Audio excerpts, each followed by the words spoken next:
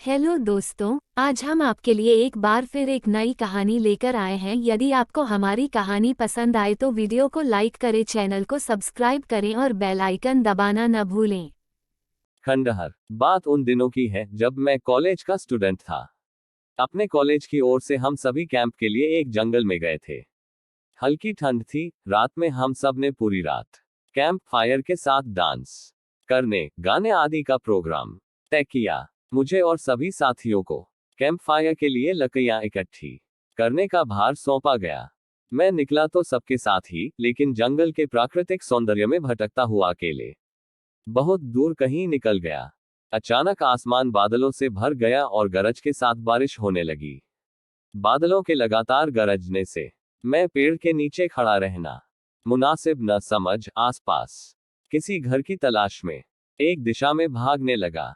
मुझे कुछ ही दूरी पर एक लाल ईंटों से बनी शानदार बिल्डिंग नजर आई। बिल्डिंग रोशनी से पूरी नहाई हुई थी और उसमें ढेर सारे लोग हैं, ऐसा दूर से ही लग रहा था। मैं तेजी से भागते हुए उस बिल्डिंग में जा घुसा और सामने से आती हुई एक खूबसूरत नज से टकराते टकराते बचा। नज ने मुझे घूर कर देखते हुए कहा, बहुत अधिक भीग गए हो, सर्दी लग जाएगी। उधर बाईं ओर एक स्टोर रूम है, वहां जाकर जो भी मिले उससे कहना सिस्टर जूलिया ने दूसरे सूखे और साफ कपड़े मुझे देने को कहा है, वह तुम्हें कपड़े दे देगा। मैं हक्का बक्का मुंह फाड़े सिस्टर जूलिया को देखता रहा। मुझे एकदम से यह समझ नहीं आया कि मैं क्या करूं। मेरी स्थिति देखकर सिस्टर जूलिया खिलखिलाकर हंस पड़ी और बोली, पहले तो तुम अपना मुंह बंद करो, वरना मुंह में मच्छर घुस जाएंगे, और अब जाकर वैसा ही करो जैसा मैंने कहा है। मैं हल्के से हाथ में सर हिला, सिस्टर की बताई दिशा में जाने को मुड़ गया। अभी कुछ एक 10 कदम ही चला होगा कि मेरे कंधे पर किसी ने हाथ रखा। मैं चौंक कर पीछे मुड़ा और अपने सामने आर्मी की वर्दी में एक युवक को खड़ा मुस्कुराता पाया। मेरे चेहरे पर आश्चर्य का बादल अपना घर बना चुका था, जिसे देखते ही उस युवक को हंसी आ गई। उसने धीमे किंतु दृढ़ स्वर में कहा, मैं कैप्टन विनोद हूं और यह हमारे देश की आर्मी का हॉस्पिटल है। कैप्टन विनोद की बातों ने मुझे आश्वस्त किया। मैं अब धीरे धीरे सामान्य हो गया और मैंने कैप्टन विनोद को सिस्टर जूलिया की कही बातें बताई। सुनकर कैप्टन विनोद के चेहरे पर रहस्यमयी मुस्कान फैल गई और वे बोले, तो सिस्टर जूलिया से भी मिल चुके? जी, क्या मतलब है आपका? कुछ नहीं, चलो मैं तुम्हें सूखे कपड़े देता हूँ, चेंज कर लो, नहीं तो सच में सर्दी लग जाएगी। और मैं कैप्टन विनोद के पीछे पीछे एक बड़े से कमरे में पहुंच गया। कमरे के चारों ओर हरे रंग के पर्दे लगे हुए थे। एक और एक बड़ा सा बेड पड़ा हुआ था और उसके सामने एक सोफा था। बीच में एक टेबल था जिस पर 2 ग्लास, एक बड़ी बोतल ब्रांडी की और 1 या 2 पत्रिकाएं पड़ी हुई थी। कमरे के एक कोने में एक बड़ी सी अलमारी थी, जिसमें से कैप्टन विनोद ने एक आसमानी रंग का कुर्ता पायजामा निकालकर मुझे दिया और कमरे से लगे बाथरूम की ओर इशारा किया। मैं बाथरूम से कपड़े चेंज कर जैसे ही निकलने लगा, मेरी नजर बाथरूम की एक दीवार पर पड़ी। वह खून के छींटों से भारी हुई थी। यह देखकर मैं घबरा गया और जल्दी से बाहर निकलने को मुड़ा कि बाथरूम में लगे आईने में खुद को ही देखकर चौंक गया। आईने में मेरा पूरा शरीर तो नजर आ रहा था, लेकिन मेरे शरीर पर से मेरा सर गायब था। अब मुझे डर लगने लगा और मैं हड़बड़ाकर बाथरूम से निकल गया। मुझे इस तरह बाहर निकलते देख कैप्टन विनोद ने हंसकर पूछा, क्या हुआ? अरे हाँ, तुमने तो अब तक मुझे अपना नाम ही नहीं बताया। कहाँ जाओगे? बाहर बहुत तेज बारिश हो रही है। लेकिन अचानक तुम जाना क्यों चाहने लगे, यह मैं समझ नहीं पा रहा हूँ। मैंने कहा, कैप्टन विनोद, आपकी बाथरूम की एक दीवार पूरी खून के छींटों से भरी हुई है और आपके बाथरूम में लगा आईना भी कुछ अजीब सा है। उसमें मुझे मेरा पूरा शरीर तो दिखाई दिया, लेकिन मेरा सर ही गायब था। मैं अब बिल्कुल भी नहीं रुकूंगा, यहाँ बारिश में ही भीगता हुआ अपने कैंप तक जाऊंगा। कहते हुए मैं कमरे से बाहर जाने वाले दरवाजे की ओर बढ़ा। तभी कैप्टन विनोद की कटकती आवाज गूंजी, रुको, तो तुमने सब कुछ देख ही लिया? जी, क्या मतलब है आपका? मेरी आवाज में डर भर गया था। मतलब, चाहे जो हो, तुम तब तक यहां से नहीं जा सकते जब तक मैं तुम्हें कुछ बता ना दूं। काका, क्या बताना चाहते हैं आप? जो आज तक कोई न जान सका। जो आज तक कोई न जान सका वह मैं जानकर क्या करूंगा।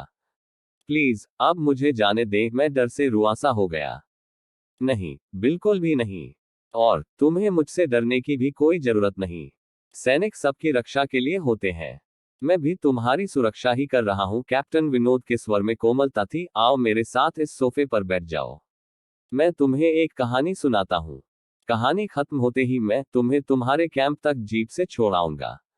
वैसे भी तुम अपने साथियों से काफी आगे निकल आए हो। वहां तक तुम अब चलते हुए शायद पहुंच न पाओ। कैप्टन विनोद के स्वर में जाने कैसी आश्वस्ति थी। मैं जाकर उनके बगल में बैठ गया।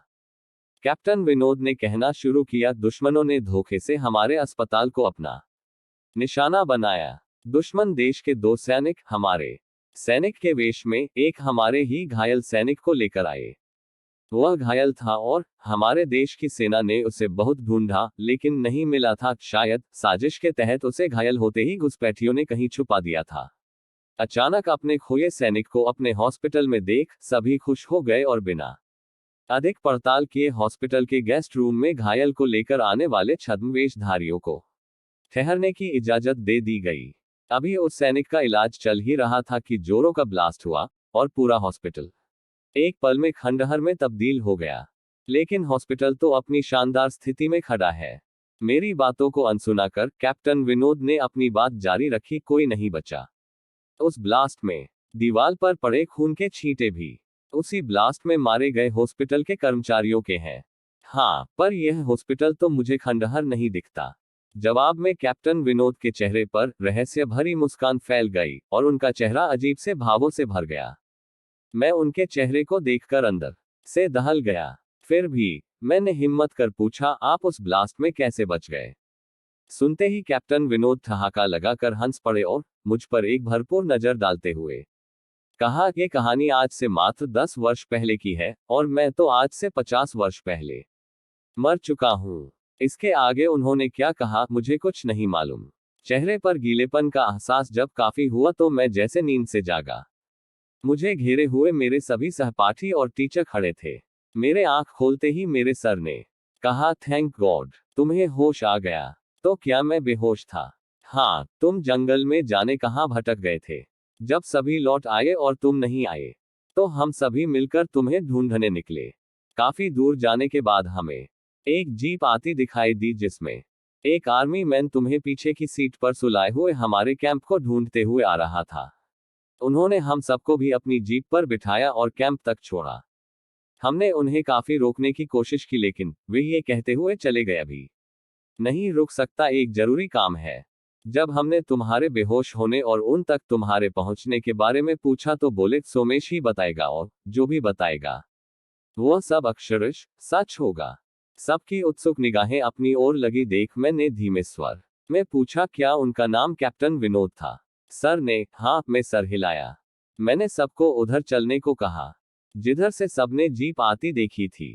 पहले तो सर तैयार नहीं हुए लेकिन मेरे बहुत कहने पर वे राजी हो गए। सुबह होते ही हम उधर की ओर गए। मैं उस जगह पर पहुंचकर गहरे आश्चर्य में डूब गया। वहां एक अधजला खंडहर था जिसके एक टूटे पत्थर पर लिखा था आर्मी हॉस्पिटल।